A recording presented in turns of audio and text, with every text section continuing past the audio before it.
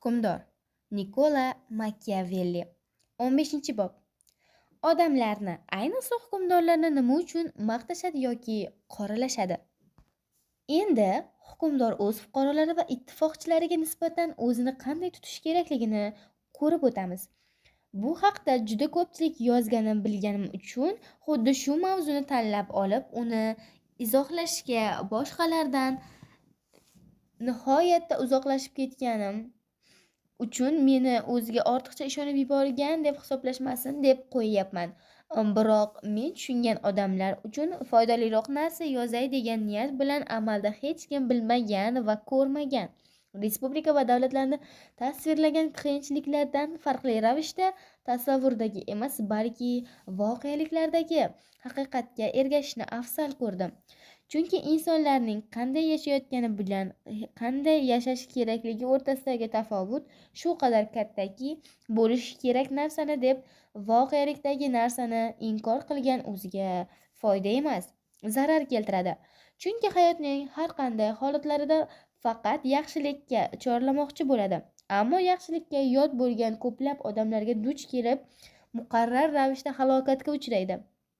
Demak, hukmdor hokimiyatni saqlab qolishni istasa, yaxshiliklardan voz kecha olish qobiliyatiga ega bo'lishi va bu qobiliyatlardan zaruratga qarab foydalanishi lozim. Hukmdorlarning o'ylab topilgan emas, haqiqiy xislatlari haqida gapiradigan bo'lsak, shuni aytish kerakki, barcha odamlarning, ayniqsa boshqalardan yuqoriroqda turgan hukmdorlarning aynan maqtovga yoki malomatga loyiq sifatlarini sezishadi. Masalan, biri saxiy ekan, biri xasis ekan deyishadi.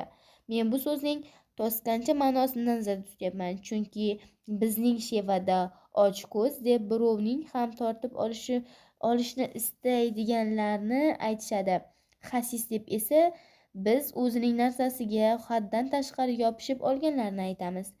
Biri isrofgar, biri tamagir, biri zolim, biri halim, biri mard, biri nomard, biri ko'rroq, biri tantiq, biri jasur, biri dovyurak, biri kechirimli, biri takabbur, biri buzuq, biri uyatchang, biri ayyor, biri sodda, biri o'jar, biri yuvosh, biri yengiltak, biri vazmin, biri dindor, biri esa fosiq va hokazo.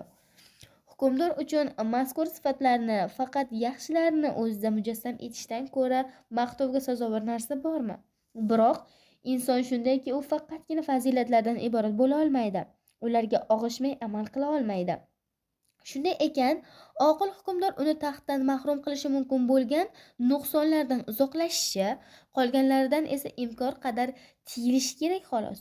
Hukmdorlar ba'zan nuqsonlarda ayblanishdan qo'rqmasinlar. Chunki ularsiz taxtni qo'lda tutib turib bo'lmaydi. Chunki biroz chuqurroq o'ylab ko'rsak, bir qarashda fazilatdek ko'ringan, ammo aslida hukmdor uchun halokatli bo'lgan va aksincha nuqsondek bo'lib ko'ringan va aslida hukmdorning farovonligi va xavfsizligini ta'minlaydigan ko'pgina sifatlari borligini topamiz.